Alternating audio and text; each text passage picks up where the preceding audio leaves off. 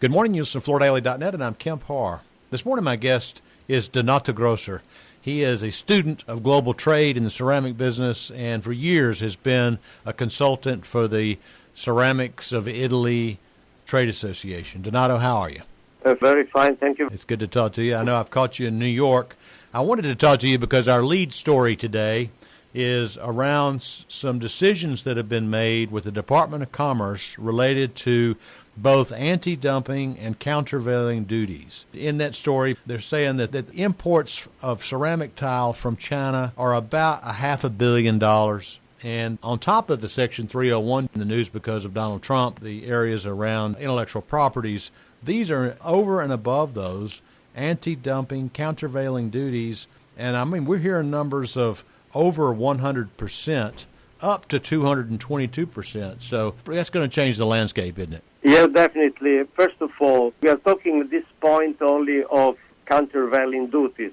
Commerce published in the Federal Register of September the 12th a preliminary decision for which countervailing duties from China is going to be 103.77%. This takes effect immediately, and the Commerce instructed CPB to require a cash deposit equal to the rates indicated above, which means 103.77%. And you can bet that with this kind of duty, basically imports from China are going down to zero because there's nobody who can afford paying more than 100% duty. This really follows the decision that was taken years ago in 2011 in Europe, where they made also countervailing duty action against Chinese companies, and there the duties was much lower, for about 30% for a few companies and higher for many other companies. And because of that, the imports to Europe from China of ceramic tile went down by 77%. But that still was possible because of a 30% duty for a few companies still allowed them to export to Europe. With a 100% duty in the United States, you can bet imports from China will go down to zero. Now, this is only the countervailing duty investigation. Concurrently, there is an anti-dumping investigation with the result yet here.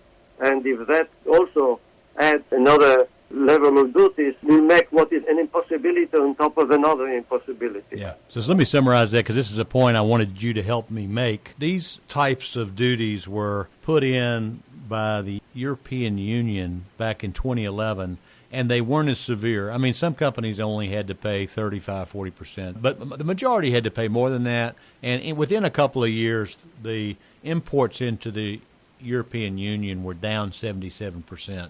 So now the United States is putting in 3 different types of penalties against these products that's going to take the tax on these products way up over 100%.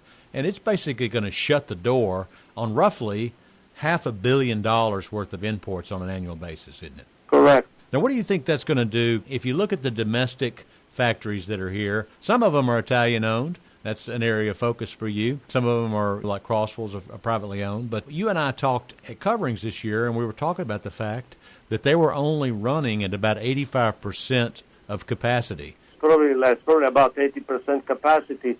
But everybody expects that local American manufacturers of ceramic tile will benefit because there's going to be such a scarcity of product in the United States, and importers and small distributors will scramble to get the product quickly from whoever can supply it quickly, and there's nobody who can supply it quickly more than local manufacturers that have very good products, and also from other exporting countries like Italy and other countries. Mm-hmm. So that is going to benefit all the competitors of China. Yeah. And first of all, American manufacturers, who are the ones basically who started the action, and they're going to benefit from this action. Right. That's what I thought, too.